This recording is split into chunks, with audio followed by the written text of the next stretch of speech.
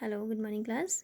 This is your lecture number 5 on the chapter 3, that is national income and its related aggregates. Okay, now the topic is nominal and real GDP.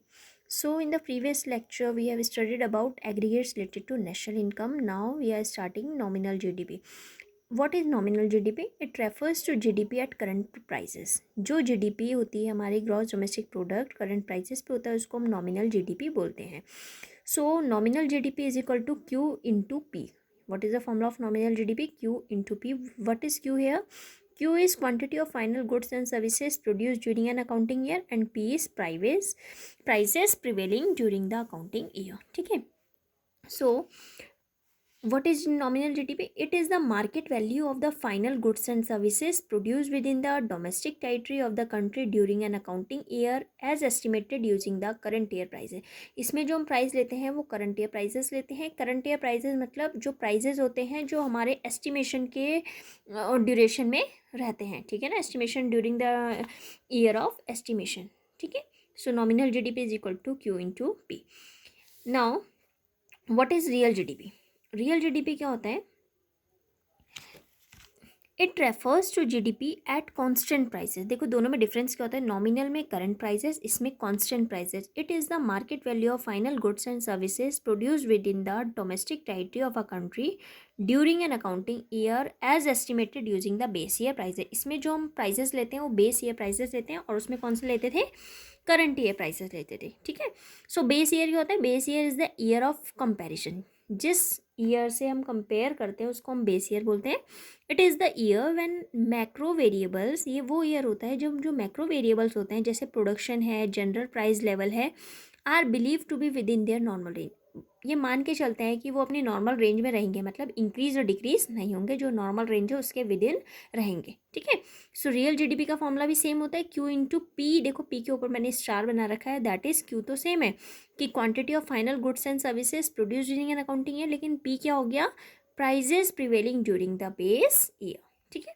So nominal GDP और real GDP आपका यही होता है. Now next one is conversion of nominal GDP into real GDP. अगर हमें convert करना होता है कि नॉर्मल GDP आपको दे रखा है, रियल GDP निकालना है, तो इसके फॉर्मूले हैं.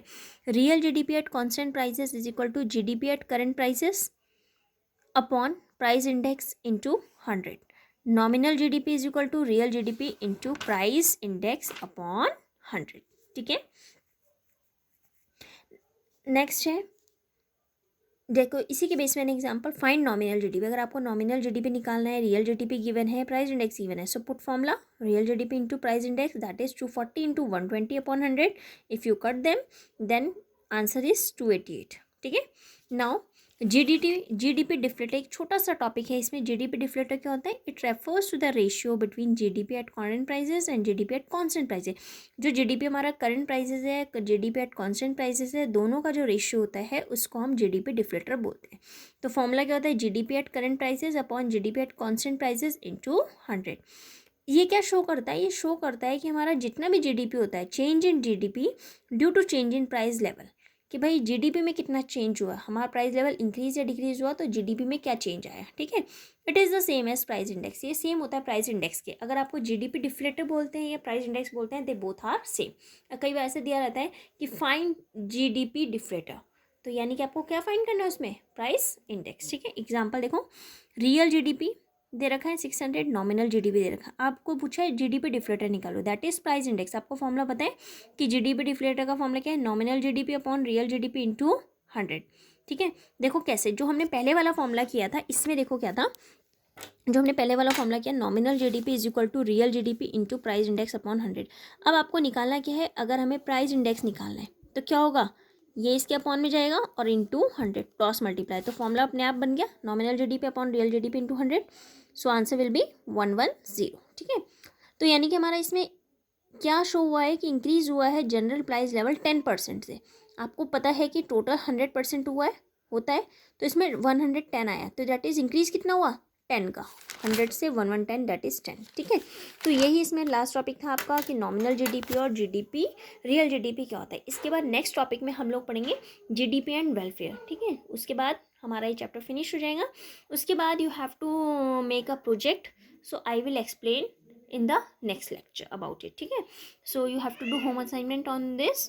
Okay, thank you.